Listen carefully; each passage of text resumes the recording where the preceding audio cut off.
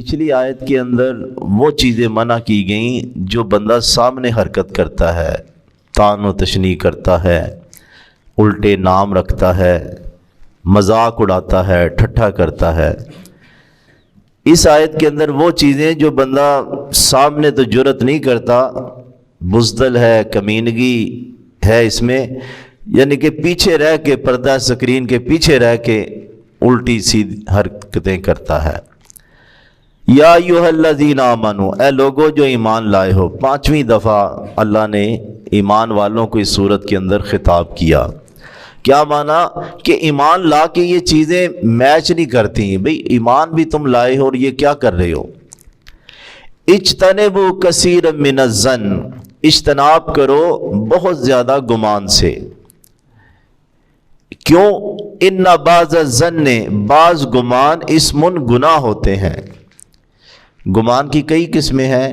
ایک ہے حسن ظن، اچھا گمان، اللہ کے لیے، رسول اللہ صلی اللہ علیہ وسلم کے لیے، ایمان والے اور نیک بندوں کے لیے ہمارا گمان اچھا ہوتا ہے، یار وہ نمازی ہے، یار وہ صدقہ خیرات کرنے والا ہے، وہ نیک نوجوان ہے، یہ ہے حسن ظن۔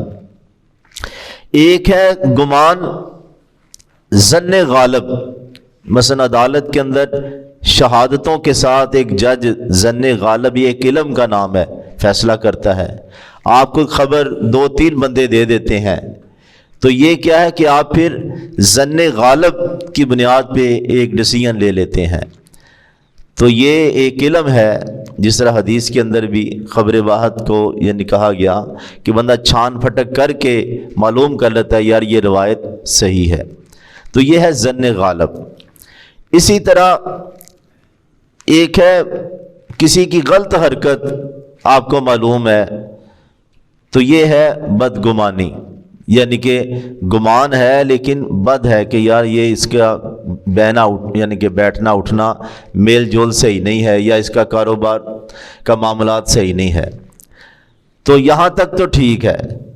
لیکن یہ کہ اس گمان کی بنیاد پہ کوئی آگے آپ فیصلہ کر لیتے ہیں، اس کے خلاف کوئی ایکشن لیتے ہیں، یہ چیز منع ہے۔ رسول اللہ صلی اللہ علیہ وسلم اعتکاف پہ بیٹھے تھے، حضرت صفیہ رضی اللہ تعالی عنہا مومنوں کی ماں ملنے کے لیے آئی، تو آپ بعد میں ان کو چھوڑنے کے لیے باہر نکلے گھر تک، یعنی کہ راستے میں 2 انصاری نوجوان کھڑے تھے، وہ دیکھ کے جانے لگے۔ آپ نے ان کو بلایا، تعالیہ، ادھر آؤ، یہ میری بیوی صفیہ ہے۔ تو کہنے لگے یا رسول اللہ وسلم ہم تو کوئی ایسے ذہن میں چیز نہیں۔ فرمایا ہو سکتا ہے شیطان، بلکہ ہو سکتا ہے کیا، حدیث کے اندر ہے شیطان انسان کے خون میں گردش کرتا ہے اور بندے کو یعنی کہ بدگمانی پیدا کرتا ہے، اس لیے میں نے تمہیں بتایا کہ یہ میری بیوی ہے۔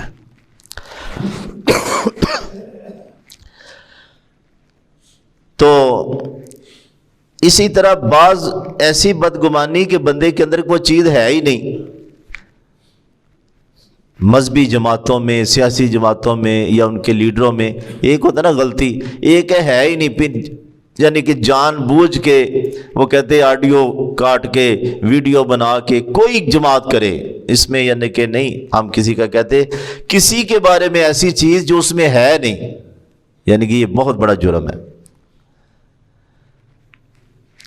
تو پھر فرمایا اللہ تعالیٰ نے ان بعض الظن اسم، کیونکہ بعض گمان گناہ ہوتے ہیں۔ ولا تجسسوا، نہ ٹٹولا کرو، جاسوسی نہ کرا کرو، کسی کے گھر میں جھانکنا، کسی کا لیٹر پڑھنا یا کسی کے یعنی کہ خفیہ معاملات میں مداخلت نہ کرو۔ ہمارا تو پورا ریکارڈ ہو رہا ہوتا ہے، یعنی کہ اہم ترین بندوں کا ریکارڈ پورا۔